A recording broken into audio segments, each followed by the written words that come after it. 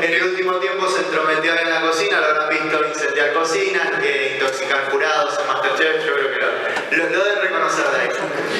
Ahí el hotelero famoso, el que cocina, pero también hacemos juntos el expediente y por eso nos gusta contar casos históricos, básicamente, de ahí el nombre, ¿no?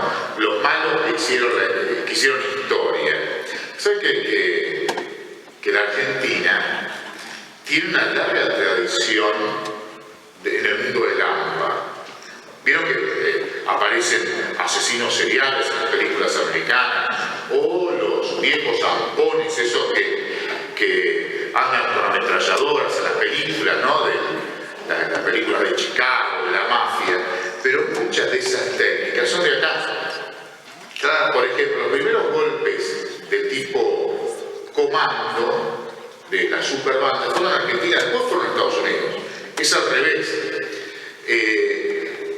Había es un territorio enorme, Argentina, con mucho campo, despoblado, y se crearon allá por la década del 20, 1920 más o menos, bandas que iban de pueblo en pueblo asaltando. Y mucho antes, cuando todavía era el Virreinato Río de la Plata y los primeros años de la Confederación Argentina, había zonas que eran muy peligrosas, que había bandoleros por todos lados. Eso por ahí uno lo desconoce, pero era así. Por ejemplo, en mi provincia de Entre Ríos se crearon comisarías porque en el centro de Entre Ríos estaban los bandoleros que cuando venían las cargas del norte, de Corrientes, por ejemplo, de esa zona, los saltaban de camino. Antes de llegar a La Plata, donde todavía no estaba La Plata, no era La Plata, hay un barrio que se llama El Peligro. El peligro porque había salteadores que asaltaban a las carretas. En esta zona también, de hecho, uno de los delincuentes más legendarios de la República Argentina es el Pibe Cabeza.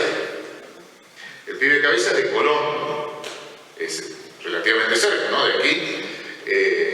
Nació en Colón, se fue a vivir a Santa Rosa, y ahí entró en el mundo del AMPA y nunca más paró. Es el de la película de Alfredo Arcón, no sé si la vieron. Es la historia del Pibe Cabeza que actuó y creó la primera gran superbanda de la Argentina. Pero bueno, ya empecé a hablar demasiado de policiales. Me encanta meterse en la historia, en realidad es una puntita y te hablas 5 horas. En el auto veníamos decir que... ¿Sabes lo que me dice ¿Vos, ¿por qué no te animás a bailar como Fred Astaire? Yo siempre les pido que tire el pasito de Fred Astaire. Estoy más adelante, me parece, ¿no? Más adelante. Vamos si les parece, porque lo hago siempre, donde voy a un lado, hago como que bailo como Fred Astaire. Y él dice, ¿te animás a hacerlo? No, que la gente lo desee. Que acá me tengan como gente seria. Vamos con el primero de los casos, que es este. Es la historia de un tal Burgos, ahí está, descuartizador. Ahí está. Este tipo fue tal vez uno de los personajes más conocidos a mediados de la década del 50, pero muy conocido. Después la historia en cierta medida lo olvidó a este tal Burgos. 1955, unos meses antes de la caída de Perón, obviamente me imagino en esa época el antagonismo que había en los bares y cafés, se hablaba de política, supongo, porque era en ese momento.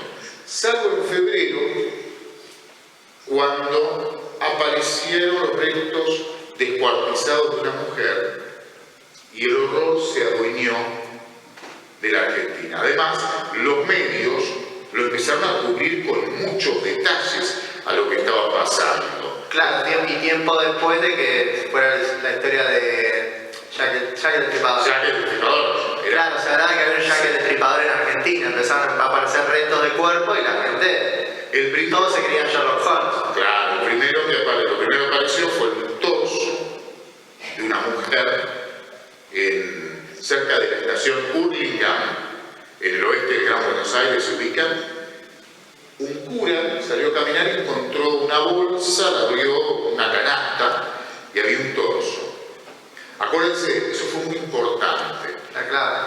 Y a partir de ahí, tensión, la conmoción en la sociedad, porque habían encontrado un cuerpo, lo que decía Facu, otro Jack el Destripador, como en la Inglaterra de finales del siglo XIX, pero en la Argentina, encima, al otro día, en Villa Soldati, encontraron los brazos y las piernas de una mujer. Y no sabían si era la misma, y no parecía un pedido de paradero. Todos los restos estaban cuidadosamente envueltos y claramente había un plan. Claro.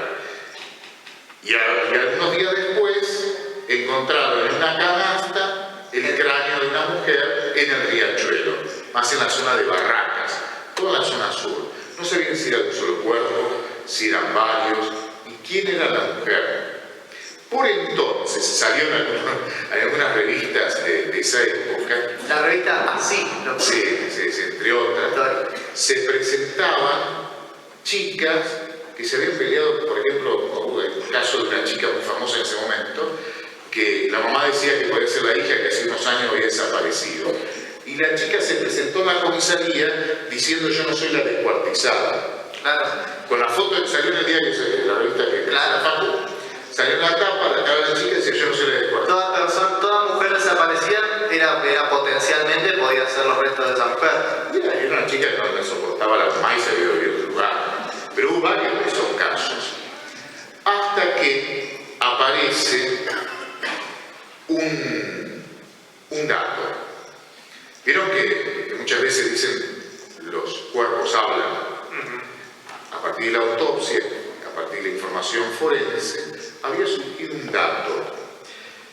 En el torso que habían encontrado, El que encuentra el cura, habían encontrado una marca, una cicatriz, que el médico, cuando la ve, forense, dice: eso es una cirugía por una fractura de clavícula.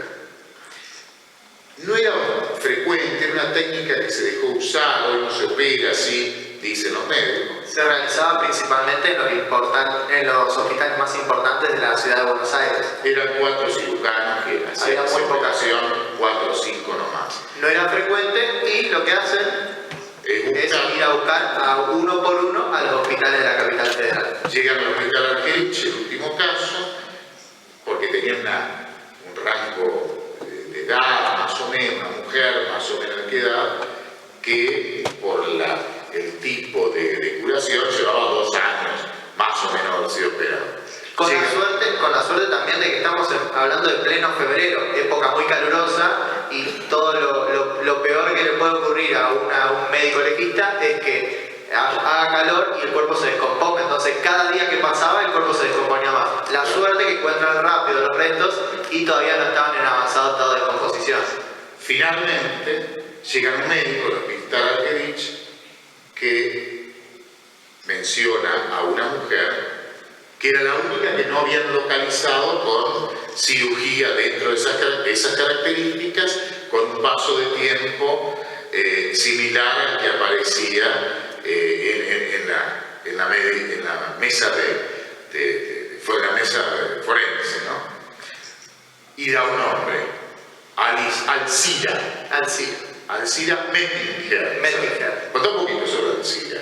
Alcira. De paso lo vamos probando, ¿no?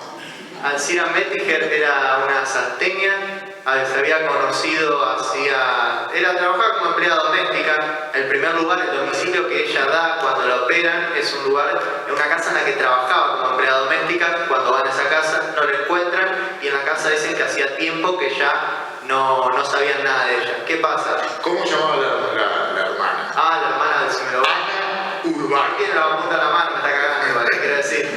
Ana Ahorita es el capo, pero te la apunta la mano. Ana Urbano Mettinger. Ana Urbano. Dan con Ana Urbano. Ana Urbano confiesa que tenía una mala relación. Un paréntesis. Si de segundo nombre te ponen Urbano siendo mujer, tu viejo no te quiere. Ana Urbano. Coincidimos, ¿no? Te odia. Sí. No había buena relación familiar. Se llevaba mal con la hermana, pero ella recordaba que hacía un tiempo había conocido una familia donde habían hecho sus primeros labores como empleada doméstica. Y en esa familia, el hijo de esa familia, había entablado aparentemente un vínculo más allá del laboral. ¿Qué pasa? En el medio aparece un carnicero que la conocía. Bueno, un hombre de Villaguay, de Villaguay también. De Villaguay. Lo metieron en cana. Lo único y que repitió varias veces, pues yo no tengo nada que ver con esto. Y tenía razón. Porque se hablaba de la prolijidad de los cortes que tenía el cuerpo, estaba segmentado muy perfecto y prolijamente. Era trabajo posiblemente de un carnicero, entonces empezaron a buscar carniceros y dieron con este de apellido González.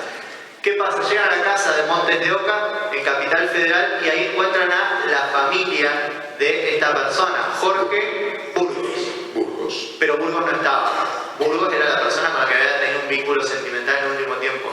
Pero Burgos no estaba la familia. ¿Qué pasa? ¿Qué le dicen a la familia? Este último tiempo, los últimos 2 meses, nosotros nos fuimos a Mar del Plata, llegamos en los últimos días y nuestro hijo Jorge se quedó el último mes acá en la casa, se quedó solo, él estaba solo acá en la casa. ¿Qué pasó? Justo hace un ratito se tomó un tren a Mar del Plata. Seguido. La Policía Federal, la investigación de la Federal de Homicidio, que tenía policías en los trenes, fueron avisando que en el tren iba un tal Jorge Burgos, posiblemente el sospechoso. Hay una foto que salió en los diarios cuando llega a Mar del Plata, cuando baja el tren se bajó esposado. Fue cuestión de horas que confesara lo ocurrido. Él siempre se justificó, era otra Argentina, otra época, otra sociedad, por cierto. Él decía que él estaba perdidamente enamorado de Alcira y que ella no, y que se daba cuenta, que ella lo usaba porque él tenía plata. La familia Burgos tenía una papelera, una cosa así. Tipo, además un canalla. Decía que él le daba todo, le ayudaba, y la última vez que la vio fue ese día de febrero, pero el 17 de febrero de 1955, él le había prestado un libro para que leyera, y abre el libro y encuentra una carta de un tal Pascual a ella. Todo esto es según lo que dice el asesino. Él dice que en la carta quedaba claro que había una relación entre ellos y que él era un engañado, que él se lo recriminó y ella le dijo infeliz, que ella era la violenta que le pegó y le mordió un dedo, y después de morder un dedo le apretó el cuello y la terminó matando. Finalmente tomó la decisión de descuartizarla, se tomó un whisky antes, tomó un whisky y finalmente iba por distintas líneas de colectivos llevando el paquetito con los restos y lo arrojaba. Ustedes saben, como se decía, de otra sociedad, que era distinto. En ese momento se armó una polémica, alimentada por los diarios, que decían y preguntaban si debían condenarlo a Burgos, porque era claro que ella se estaba aprovechando de él. Cuestionaban a la víctima. Cuestionaban a la víctima. Un femicidio, no existía ni la palabra, pero cuestionaban a la víctima. Y había mucha gente que apoyaba a Burgos. Lo apoyaba. Y de hecho la sacó re barata. Él confesó el hecho, lo condenan por homicidio simple con algunos atenuantes a 14 años de prisión, le rebajan la pena a 12 y por buena conducta él termina en Santa Rosa, pasa por Sierra Chica, Las Heras, Penitenciaría Nacional está en la Plaza Las Heras en Buenos Aires. Ahí va a Sierra Chica y Sierra Chica a Santa Rosa, en La Pampa, y a los 10 años lo liberaron. Y cuando lo liberan, en una entrevista marqué lo que él escribió en esa entrevista, y habla de otra época, ¿no? Él escribió un libro, Yo no maté a Alcira, que tiene la comprensión. Claro, en realidad dice Yo no maté a Alcira, pero en realidad justifica por qué la mató, porque él cuenta explícitamente en el libro que la mata él. ¿Cómo la dice mató? Que Alcira se merecía morir, básicamente, lo que él dice en el libro. Y había gente que le creía. Cuesta creer, pero había gente que le creía. Un argumento muy machista que hoy claramente no tiene lugar, en ese momento sí ocupaba lugar y que había mucha gente que pensaba así, lamentablemente. Yo amaba a Alcira, la amaba como tal vez nadie puede hacerlo. La había conocido varios años atrás a ese desgraciado 17 de febrero de 1955. Primero nos hicimos amigos, más tarde novios. Alcira no era para mí una aventura. Un día, revisando uno de los libros que yo le prestaba, descubrí una carta. Estaba dirigida dirigida a un hombre. Comprendí que entre ambos existía una relación muy íntima. Fue una dura sorpresa para mí. Al día siguiente teníamos que encontrarnos en el departamento. Le enrostré su mal proceder. Ella reaccionó violentamente. Nos ofuscamos. Me agredió físicamente y yo perdí toda noción de lo que estaba sucediendo. Alcira me mordió una mano. Para tratar de zafarme la tomé violentamente del cuello. Sentí que se desmayaba. Pasaron 10, 20 minutos y Alcira seguía inmóvil. No tenía pulso ni respiración. Entonces me di cuenta de que estaba muerta. Fue una circunstancia horrorosa. Creí enloquecer. Tenía que hacer desaparecer el cadáver y entonces hice lo que ya saben. Esto lo escribió en un libro el descuartizador Burgos, que salió en libertad, dio algunas notas, era más conocido que Barreda, en esa época, pero muy conocido. Volvió al barrio, volvió a ese departamento de la calle Montes de Oca, de la avenida Montes de Oca, Barracas, es un edificio grande, está todavía en pie, no sé quién sea el dueño del departamento, pero hasta el año 2000 y pico, 2003, 2004, vivió Burgos ahí. se dedicaba a reparar, remodelar y renovar muebles antiguos. Muebles antiguos, era su profesión que desarrolló hasta el último tiempo. Murió en los 2000, no hace tanto que murió Burgos. Pero ya Olvidado, y por suerte con otro país, con otra sociedad, que queda claro que eso fue un femicidio. Hoy existe otro concepto, pero en esa época no había. Hoy vestida perpetua seguramente. Seguro, y a nadie se le ocurriría dudar de la víctima. En ese momento pasaba, en la Argentina pasaba, era un personaje querido Burgos, y Alcira, que en esa época era la mujer que se merecía morir. Así era, en la década del 50, en la República Argentina. Pues yo quería comenzar con este caso, porque te explica, te cuenta cómo ha ido cambiando la Argentina, ¿no? ¿Brindamos? Bueno, brindamos.